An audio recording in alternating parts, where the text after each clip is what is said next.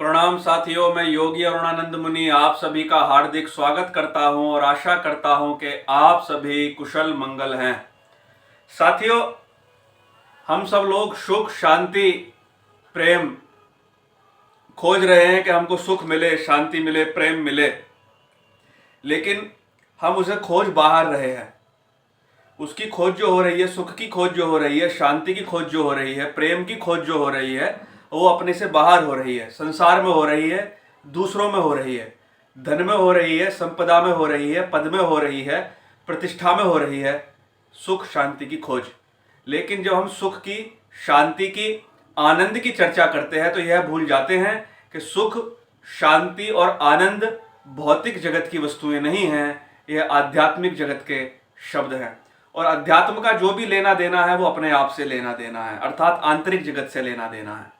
इसलिए जितने भी आध्यात्मिक गुरु हुए हैं, जितने भी आध्यात्मिक आत्मचिंतक हुए हैं, योगेश्वर हुए हैं, योगी हुए हैं, उन्होंने अपने भीतर जाने की सलाह दी है कि अगर आपको सुख चाहिए, शांति चाहिए, आनंद चाहिए, अपने भीतर चले जाओ। वहां पर ऑलरेडी वहां वो है ही, उसको खोजना आपको नहीं है। तो साथियों, प्रॉब्लम यहाँ पर सबसे बड़ी क्या होती है? सबसे बड़ी प्रॉब्लम यह होती है कि या तो हमको अंदर जाने का रास्ता मालूम नहीं होता, या फिर हम सब जानते हुए भी अंदर जाने की रुचि नहीं रखते।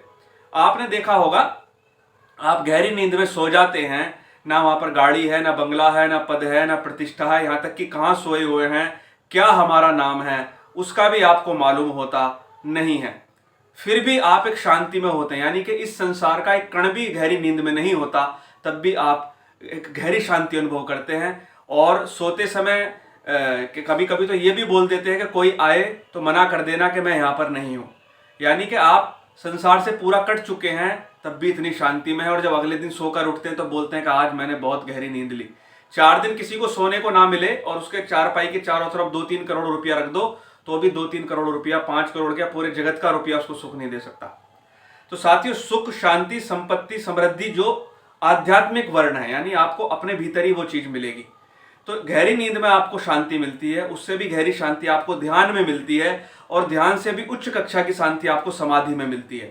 यानी कि गहरी नींद है, ध्यान है या समाधि है, वो अपने अंदर की अवस्था है।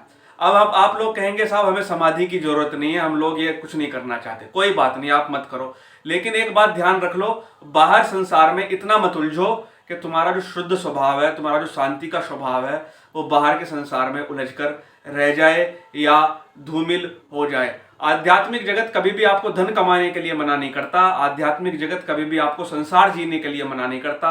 अध्यात्म का संसार से कोई विरोध नहीं है, अध्यात्म हमेशा संसार को सुधारने की बात करता है। आप संसार में भी वही काम करें जो आपके हृदय को खुशी देता हो और दूसरों को पीड़ा ना देता हो।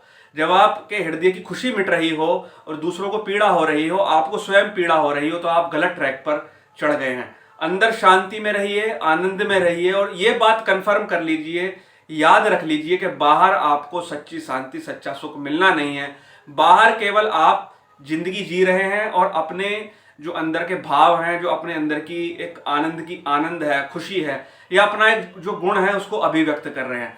तो अगर आप अंदर ध्यान में रहें, शांति में रहें, प्रेम में रहें, और बाहर संसार में उस प्रेम को, अपने गुण को, अपनी कला को बिखेरें जिसके लिए आप पैदा हुए हैं, तो आपका आंतरिक और बाह्य दोनों जगत सफल हो जाते हैं। साथियों, बाहर ज्यादा उलझने की जरूरत नहीं है, बाहर तुम्हें कुछ मिलने वाला नहीं है सिवाय अशांति के, सिवाय पीड़ाओं के। अगर आप जिंदगी जीने की कला नहीं जानते हैं तो बाहर में उतना ही कार्य कीजिए जितना आपके लिए आवश्यक है, लोगों से ज्यादा मत उलझिए अगर आप वास्तव में सच्ची शांति चाहते हैं तो। वरना तो आप उलझे उलझे घूम ही रहे हैं, आपको मिलना कुछ भी नहीं है। और एक मणि पेड़ के ऊपर रखी हुई थी, एक संत ने हमें कहानी सुनाई थी। उस मणि की जो परछाई थी, जो चमक थी, वो पानी के अंदर दिखाई देती थी। तो एक आदमी को मालूम नहीं था, उसने सोचा पानी के अंदर कोई मणि पड़ी हुई है। तो जैसे ही वो मणि को पकड़ने जाए तो वहां कुछ भी हाथ ना लगे। जैसे ही पानी के बाहर आए तो फिर से वो मणि की चमक जो सूर्य प्रकाश के कारण पड़ रही थी दिखाई दे। फिर अंदर जाए तो फिर कुछ हाथ ना लगे। क्यों? क्योंकि मणि वहां पर नहीं थी, मणि पेड़ के ऊपर रखी हुई थी जिसकी सूर्य प्रकाश के कारण इसकी परछाई पड़ती थी। तो उसी प्रकार से सच्चा आनंद, सच्चा सुख हमारे भीतर है जिसकी परछाई बाहर पड़ती रहती है, और जब हम उसको पकड़ने के लिए भागते हैं तो वो हमारे हाथ से निकल जाती है। किसी ने कहा है कि बाहर का सुख एक तितली की तरह है जिसको आप पकड़ना चाहते हैं, लेकिन उतनी ही जल्दी वो आपके हाथ से निकल जाता है। तो अपने भीतर डूबें, 10 मिनट 15 मिनट ध्यान करें। ध्यान के लिए आती जाती सांस पर ध्यान लगाएं या कोई मंत्र अपने मन मन में जपें, यानी कुल मिलाकर शांत होने की कोशिश करें और दूसरों को भी शांत रखें, मौन रखें। तो ये आपका प्राथमिक कर्तव्य होना चाहिए साथियों। आनंद आपके भीतर की वस्तु है, आपका स्वभाव है। साथियों, वीडियो पसंद आए तो लाइक करना, शेयर करना, चैनल को सब्सक्राइब करना, ताकि आपको ऐसे और भी वीडियोस प्राप्त होते रहें। मैं आपके मंगल की कामना करता हूं। प्रणाम।